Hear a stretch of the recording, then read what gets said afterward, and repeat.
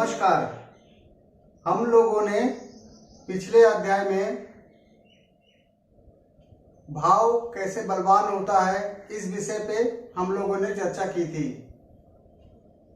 आज अध्याय संख्या 54 में हम लोग चर्चा करेंगे भाव बल पीड़ित, अर्थात कोई भी भाव कैसे कमजोर तथा पीड़ित होता है। जिस तरह हम लोग किसी भी भाव के बलवान होने के लिए कुछ नियम को जाने थे, उसी प्रकार किसी भी भाव को कमजोर या पीड़ित होने के लिए कौन कौन से नियम है, इसे आज हम जानेंगे। फलित सिद्धांत के कर्म को हम लोग आगे बढ़ाते हुए आज इसी विषय पर चर्चा करेंगे कि कोई भी भाव कब पीड़ा देता है, अर्थात पीड़ित कब होता है या कैसे होता है। आइए इसे विस्तार पूर्वक समझें। किसी भी भाव को पीड़ित होने के लिए सबसे पहला नियम भाव में अशुभ ग्रह स्थित हो।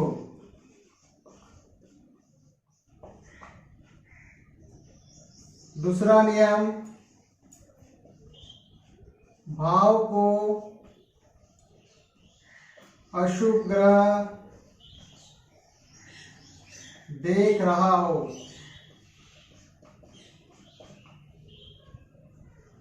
तीसरा नियम भाव में 6, 8, 12 का स्वामी। 6, 8, 12 के स्थान को हम लोग दुख स्थान भी कहते हैं और त्रिक स्थान के नाम से भी जाना जाता है। 6, 8, 12 का स्वामी भाव में 6, 8, 12 का स्वामी स्थित हो।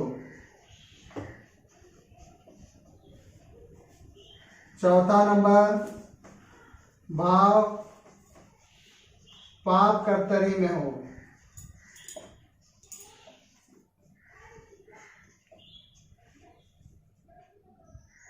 ये 4 नियम को लगाकर हम लोग यह समझेंगे कि कोई भाव पीड़ित है या नहीं है।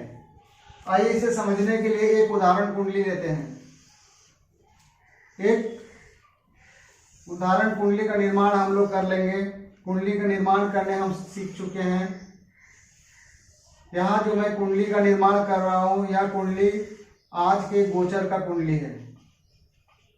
लग्न मिथुन राशि की लग्न है, तो लग्न में मिथुन राशि हो गया। तो 4, 5, 6, 7, 8, 9, 10, 11, 12, 1, 2। लग्न में मंगल स्थित है। 5वें भाव में केतु स्थित है। एकादश भाव में राहु स्थित है। सूर्य स्थित है तथा बुध स्थित है। 12वें भाव में शुक्र स्थित है। 10वें भाव में गुरु स्थित है तथा चंद्रमा स्थित है। 9वें भाव में शनि स्थित है।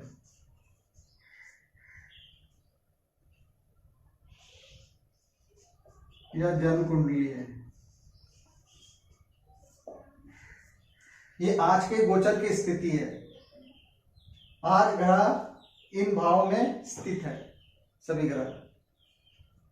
आइए भाव के पीड़ित होने के नियम को हम लोग समझते हैं। सबसे पहला नियम है भाव में अशुभ ग्रह स्थित हो। भाव में अशुभ ग्रह स्थित हो, अर्थात अशुभ ग्रह कौन कौन से कहे गए हैं। अशुभ ग्रह 5 ग्रह को अशुभ ग्रह कहे गए हैं। सूर्य, मंगल, शनि, राहु और केतु। ये सारे हम लोग पूर्व में समझ चुके हैं। तो भाव में अशुभ ग्रह स्थित हो, जैसा ये पहला नंबर भाव, इसको ले लेते हैं। इस भाव में अशुभ ग्रह अर्थात मंगल स्थित है, इस भाव में मंगल स्थित है, तो ये भाव क्या हो जाएगा? अशुभ हो जाएगा। अशुभ होगा अर्थात अशुभ ग्रह स्थित होते, यह भाव क्या हो जाएगा? पीड़ित हो जाएगा। मंगल क्या करेगा? इस भाव को पीड़ा देगा जब जब इसकी दशा अंतर्दशा आएगी। नवम पंचम भाव में अशुभ ग्रह केतु स्थित है, तो केतु अशुभ ग्रह है, तो यह भाव को क्या करेगा? पीड़ा देगा, यह भाव को पीड़ित कर देगा। सूर्य एकादश भाव में बैठा है, तो सूर्य एक अशुभ ग्रह है, परंतु सूर्य अपने उच्च की राशि में स्थित है। सूर्य अपने उच्च की राशि में स्थित है, तो यहां सूर्य इस भाव को पीड़ित नहीं करेगा, बल्कि ये बलवान करेगा। क्यों?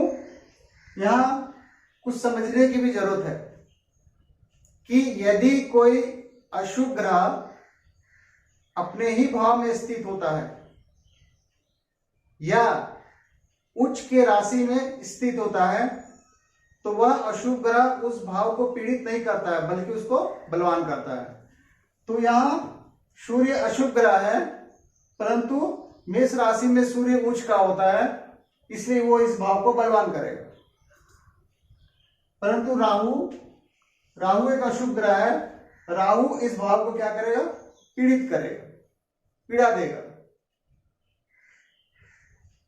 शनि एकादश, क्षमा चाहते हैं, शनि नवम भाव में स्थित है, परंतु शनि अशुभ ग्रह है, लेकिन शनि अपने भाव में स्थित है। और हमने क्या कहा? कोई भी भावेश अगर अपने ही भाव में स्थित होगा तो उसको पीड़ित नहीं करेगा, उसको बलवान करेगा। तो ये भाव बलवान होगा, पीड़ित नहीं होगा। भाव में अशुभ ग्रह स्थित हो, इसे हम लोगों ने समझ लिया।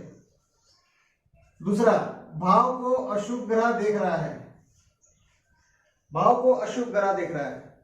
हम लोग यहां अशुभ ग्रह की दृष्टि को लेंगे। अशुभ ग्रह की दृष्टि, जैसे मंगल यहां स्थित है, अभी कहा कौन कौन सा भाव को देख रहा है? 1 2 3 4, इस भाव को देख रहा है, तो यह इस भाव में क्या देगा? वो पीड़ा करेगा, मतलब इस भाव को पीड़ित करेगा, कमजोर कर देगा। 5 6 7, मंगल की दूसरी दृष्टि सातवीं होती है, चौथी, सातवीं और आठवीं। 7 ये आठवीं दृष्टि हो गया, अर्थात मंगल क्या करेगा? चौथे भाव को, सातवें भाव को तथा आठवें भाव को पीड़ित करेगा। इस भाव में क्या करेगा? वो फल में कमी करेगा, पीड़ा देगा अपने अशुभ दृष्टि से।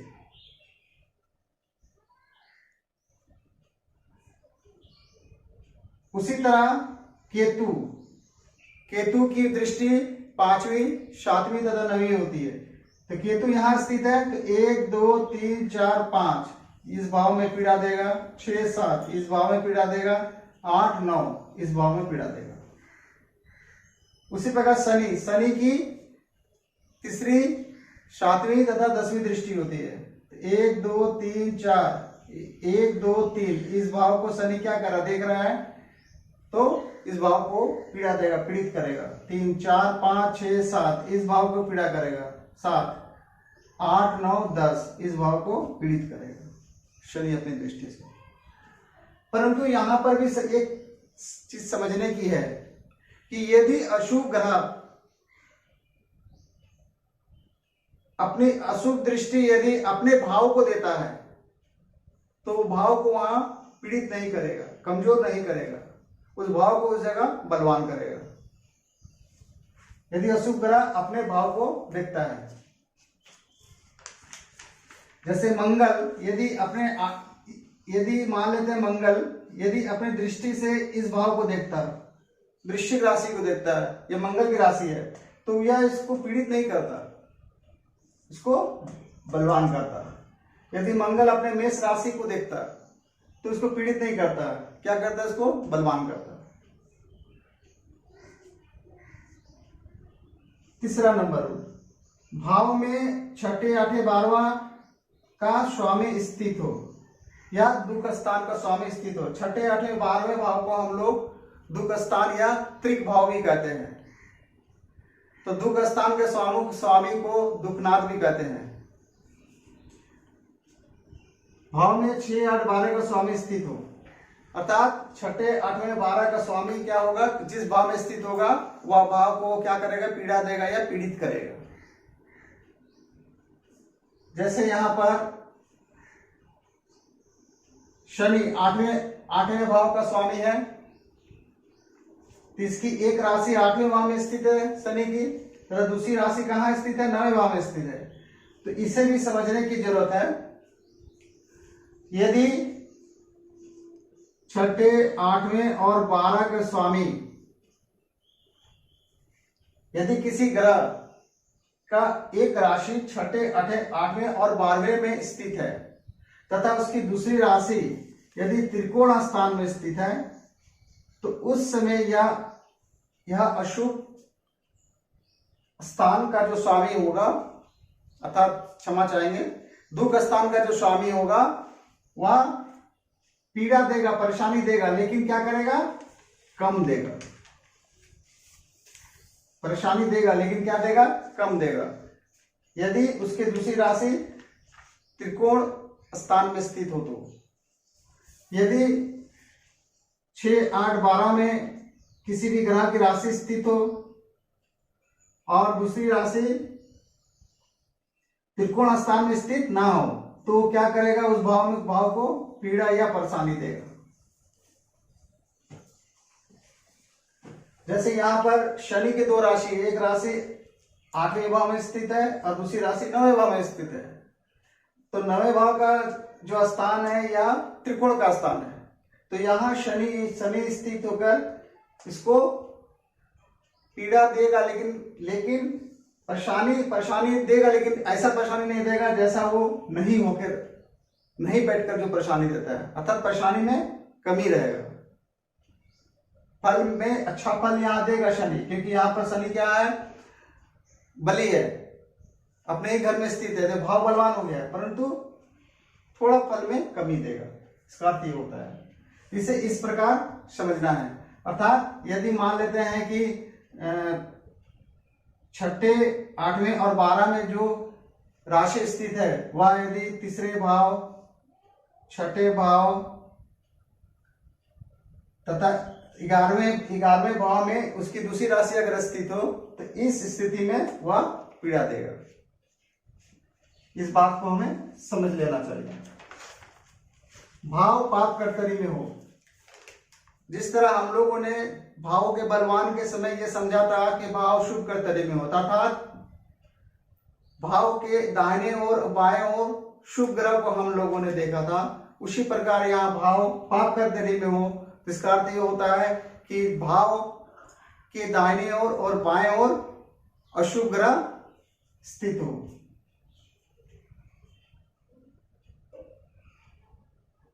जैसे यहां समझ सकते हैं, ये 10वां भाव है, 10वां भाव के एक ओर शनि बैठा हुआ है, तो शनि अशुभ ग्रह है, दूसरी ओर राहु बैठा हुआ है, सूर्य बैठा हुआ है तथा बुध बैठा हुआ है। तो राहु तो अशुभ ग्रह है प्लस सूर्य भी अशुभ ग्रह है, परंतु बुध जो होता है ये कंडीशनल शुभ और अशुभ होते हैं। तो इसे हम लोग जानते हैं कि ये शुभ ग्रह के साथ अगर बैठे तो शुभ और अशुभ ग्रह के साथ बैठे तो अशुभ। तो यहाँ ये अशुभ ग्रह के साथ बैठा है, तो बुध भी यहाँ पर क्या फल देगा, अशुभ का ही फल देगा। तो यह भाव क्या हो गया, दोनों ओर अशुभ ग्रह स्थित है, तो यह भाव क्या हो गया, पीड़ित हो गया। इसे कहते हैं पाप कर्तरी, यह भाव पाप कर्तरी में आ गया। तो पाप कर्तरी में आने से यह भाव क्या हो गया, पीड़ित हो गया। तो ये भाव जब पीड़ित हो गया तो इसके फल में कमी हो जाएगी।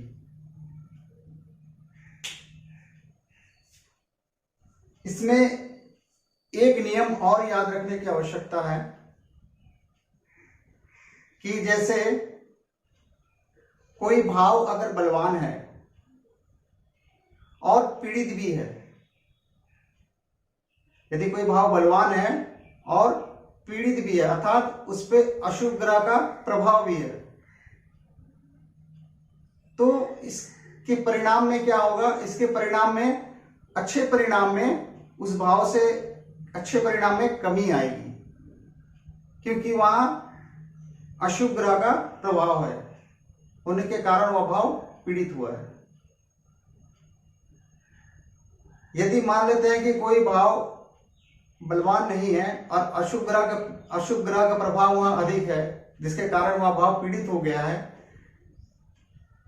तो उस भाव से हमेशा हम लोगों को पीड़ा ही करनी चाहिए या पीड़ा ही समझना चाहिए उस भाव से। यह एक और नियम को समझने की जरूरत है हम लोगों को कि कोई भी भाव पीड़ित कब होता है, जब किसी भाव में दो या दो से अधिक अशुभ ग्रह का प्रभाव होता है, या जब कोई भाव दो या दो से अधिक अशुभ ग्रह से प्रभावित होता है, तो वह भाव को पीड़ित समझना चाहिए कि वो भाव पीड़ा में है। हमने यहां एक शब्द इस्तेमाल किया, प्रभाव या प्रभावित। अब मैं इस शब्द को आगे भी इस्तेमाल करूंगा। तो प्रभाव का अर्थ मैं जब भी कहूंगा तो इसका अर्थ क्या होता है उसे समझ लीजिए। प्रभाव या प्रभावित, कि कोई भी ग्रह किस तरह प्रभावित या प्रभाव करता है।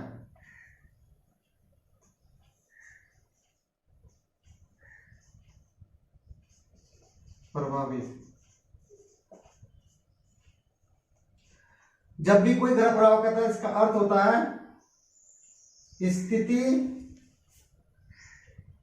मतलब स्थिति हो, दृष्टि, देख रहा हो, या कर्तरी।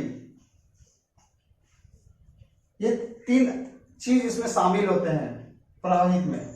मतलब वह अशुभ ग्रह वहां स्थित हो, या अशुभ ग्रह उसको देख रहा हो, या अशुभ ग्रह कर्तरी में हो, पाप कर्तरी में हो, तो इसे हम लोग प्रभाव या प्रभावित कर सकते हैं। तो मैं अभी प्राय इस प्रकार शब्द का इस्तेमाल करूंगा, इसका अर्थ आप लोग ये समझ लोगे कि या तो ग्रह वहां स्थित है, या तो दृष्टि में है, या कर्तरी में, या दोनों में है।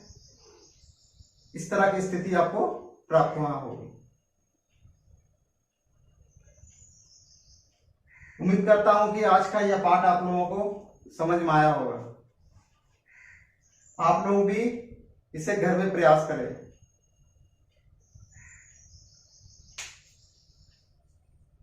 आशा करता हूं कि आप लोगों को यह छोटा सा ज्योतिष का ज्ञान पसंद आया होगा।